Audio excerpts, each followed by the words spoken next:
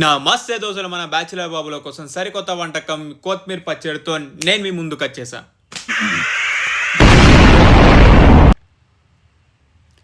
ముందుగా మనం మామూలు ఈ కొత్తిమీర పచ్చడిని ఈజీ వేలో ఎలా ప్రిపేర్ చేసుకోవాలి నేను మీకు చెప్తాను. కొత్తిమీర మంచిగా వాష్ చేసేసుకొని చిన్న ముక్కలుగా కట్ చేసేసుకొని ఏదైనా క్లాత్ తీసుకోవాలి. క్లాత్ లేకపోతే మీరు నాన్న లుంగి తీసుకొని దాని మీద ఒక గంట సేపు ఆరనివ్వాలి. అది ఆరిన తర్వాత ఒక బౌల్లో కొత్తిమీర తీసుకోవాలి. సేమ్ బౌల్ సైజులో మనం హాఫ్ బౌలు ఎండుమిర్చి, పావు బౌలు చింతపండు తీసుకోవాలి. చింతపండు తీసుకొని హాట్ వాటర్, బాగా మరిగిన హాట్ వాటర్ వేయాలి. హాట్ వాటర్ ఎందుకంటే కొత్తిమీర పచ్చడి ఖరాబ్ అవ్వదు అండ్ బూజు రాకుండా. ఎక్కువ రోజు రావాలంటే మనం మరిగిన వాటర్ వేయాలి. అది సైడ్ నానినంత వరకు సైడ్ పెట్టేసి స్టవ్ వెలిగించేసి బాండి పెట్టేసి ఆయిల్ వేసేయాలి.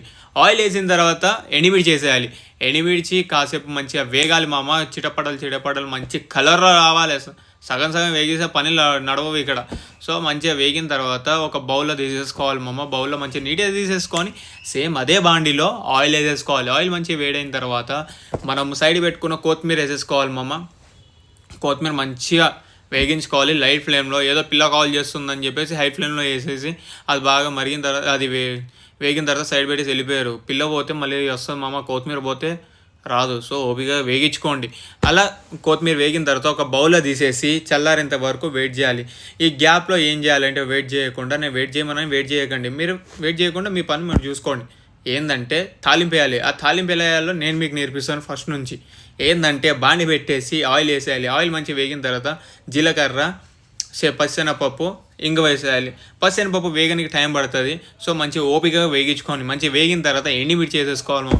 ఎండుమిర్చి మంచిగా వేగించుకోవాలి. వేగిన తర్వాత కరివేపాకు వేసుకోవాలి మామ. కరివేపాకు చిడబడలాడిన తర్వాత పసుపు వేసేసుకొని స్టవ్ కట్టేయాలి మామ. మనం ముందుగా వేగించుకున్న ఎండుమిర్చి వేసేసుకోవాలి మామ. ఎండుమిర్చి వేసేసుకొని మంచిగా మిక్సీ పట్టుకున్న తర్వాత మనం దాంతోపాటే కొత్తిమీర వేగించుకున్నాం. కొత్తిమీర కూడా ఇందులో వేసేసి మంచిగా మిక్సీ పెట్టుకోవాలి మామ సన్నగా. దాని తర్వాత స్కిప్ చేయని వాళ్ళకి తెలుస్తుంది ఇప్పుడు ఏం వేయాలో. ఏంటిది? చింతపండు. అందుకే స్కిప్ చేయకూడదు. నేను చెప్తాను ఫుల్ వీడియో చూడండి అని. మీరు వినరు కనీసం ఇప్పటి నుంచైనా వినండి. చింతపండు వేసేసి మంచిగా మిక్సీ పట్టేసి దీని తర్వాత మనం తాలింపు వేసుకున్న దాంట్లో ఈ పచ్చడి వేసేయాలి మామ. దాంతోపాటు మనం సాల్ట్ యాడ్ చేసుకోవాలి మామ. సాల్ట్ యాడ్ చేసుకున్న తర్వాత మెంతి పౌడర్ వేసుకోవాలి. మెంతి పౌడర్ మీ దగ్గర లేకపోతే మెంతుల్ని మంచిగా వేగించుకొని మిక్సీ పట్టేసి ఆ పౌడర్ ఇందులో వేసేసుకోవాలి మామ. వేసేసుకొని ఒకసారి మంచిగా కలుపుకొని వేగించుకున్న తర్వాత మనం పచ్చడిని ఒక బౌల్లో షిఫ్ట్ చేసుకోవాలి మామ. బౌల్లో షిఫ్ట్ చేసుకొని మన పచ్చడి ఎక్కువ రోజులు రావాలంటే జార్లో షిఫ్ట్ చేసుకోండి మామ. జార్లో తడి స్పూన్ వేయకూడదు, తడి చేతుల్లో టచ్ చేయకూడదు. అలా అయితేనే ఎక్కువ రోజులు వస్తుంది. డ్రై స్పూన్ యూజ్ చేయండి. పాయింట్ నోట్ చేసుకోండి, అప్పుడు ఎక్కువ రోజులు వస్తాయి.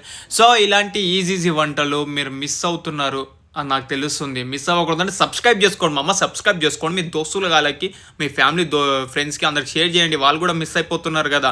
ఇలా ఈజీ వంటలు ఉంది, అక్కడ చూసి నేర్చుకోండిరా, మంచి టేస్ట్ ఫుడ్ ఉందని మీరు కూడా చెప్పాలి.